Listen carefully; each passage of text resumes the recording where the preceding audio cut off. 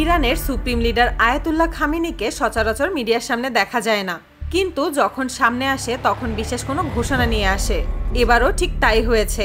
গোটা বিশ্বকে অবাক করে দিয়ে সামনে আনলেন ইরানের নতুন সুপার ড্রোন।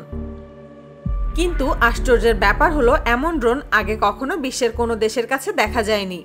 ইরান আগেও কামিকাজি ড্রোন তৈরি করেছিল, যেগুলো রাশিয়া এবং উত্তর কোরিয়ার মতো দেশগুলো ব্যবহার করেছে। কিন্তু এবার ইরান যে ড্রোন এনেছে সেটি সাধারণ ড্রোনের থেকে একেবারেই আলাদা। এটি 800 কিলোমিটার গতিতে উড়তে পারে, 150 কেজি পর্যন্ত মিসাইল বহন করতে পারে, আর সবচেয়ে আশ্চর্যের ব্যাপার হলো ড্রোনটি শত্রুর রাডারকে ভুল তথ্য দেখাতে পারে। অর্থাৎ রাডার ভেবে বসবে ড্রোনটা একদিকে যাচ্ছে, অথচ বাস্তবে সেটা উড়ছে অন্যদিকে। তাই প্রশ্নটা উঠছেই, ইরান এত উন্নত প্রযুক্তি পেল কোথায়? ইরানের বিজ্ঞানীরা আগের ধরা পড়া ড্রোনগুলোর অভিজ্ঞতা নিয়ে কাজ করে এই নতুন সিরিজ তৈরি করেছে। বিশেষ করে 4 মাস আগে ইসরায়েলের আকাশে পাঠানো কয়েক শত ড্রোনের বেশিরভাগ ইসরায়েলের আয়রন ডোমের ছোড়া মিসাইল দিয়ে মাটিতে নামিয়ে এনেছিল।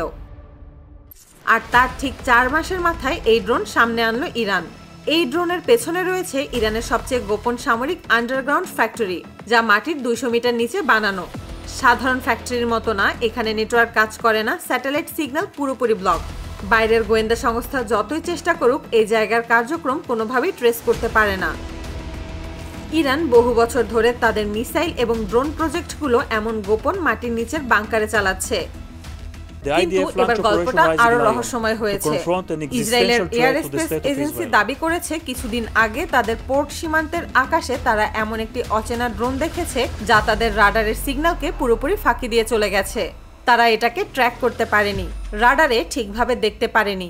তাদের দাবি সেই ড্রোন দেখতে অনেকটা ইরানের এই ড্রোনের মতো।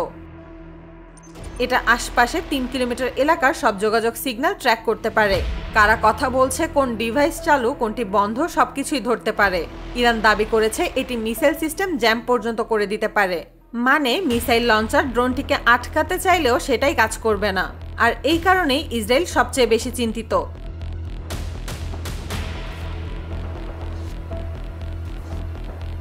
বিশেষজ্ঞরা বলছেন এই ড্রোনের প্রযুক্তি শুধু উন্নত নয়, বরং ইরান অত্যন্ত হিসাব করে তৈরি করেছে এই ড্রোন। আর এখানেই রাশিয়ার নাম উঠে আসছে। বহু রিপোর্টে বলা হচ্ছে ইরানের ড্রোনে যে রকেট সিস্টেম ব্যবহার করা হয়েছে সেটি রাশিয়ার মিসাইল সিস্টেমের সঙ্গে আশ্চর্যজনকভাবে মিলে গেছে। ইসরায়েল দাবি করেছে ইরান নিষেধাজ্ঞা অমান্য করে রাশিয়া থেকে গোপনে প্রযুক্তি আদান প্রদান করছে। তাদের হাতে কিছু স্যাটেলাইট ছবি আছে বলেও শোনা যাচ্ছে, যদিও রাশিয়া বা ইরান দুটি দেশই আনুষ্ঠানিকভাবে বিষয়টি অস্বীকার করছে। ড্রোনটির সবচেয়ে বড় বৈশিষ্ট্য হলো এর দীর্ঘ রেঞ্জ। ধারণা করা হচ্ছে এটি 4000 কিলোমিটার দূর পর্যন্ত উড়তে পারে। এটি শুধু মধ্যপ্রাচ্যের ভেতরেই নয়, ইউরোপের কিছু অঞ্চলেও পৌঁছে যেতে পারে। এমন রেঞ্জ সাধারণত শুধু বড় সামরিক শক্তিগুলোর ড্রোনেই দেখা যায়। এর সঙ্গে যখন ফেক লোকেশন সিস্টেম, সিগন্যাল বিশ্লেষণ, জ্যামিং ক্ষমতা আর উচ্চ গতিকে যোগ করা হয় তখন তা মোকাবেলা করা বিশ্বের জন্য রীতিমতো চ্যালেঞ্জ। ইরান দাবি করেছে ইসরায়েলের সবচেয়ে শক্তিশালী প্রতিরক্ষা ব্যবস্থা আয়রন ডোম এই ড্রোনকে ধরতে পারবে না। আয়রন ডোম মূলত ক্ষেপণাস্ত্র এবং ড্রোন মিসাইল দিয়ে নামানোর জন্য তৈরি।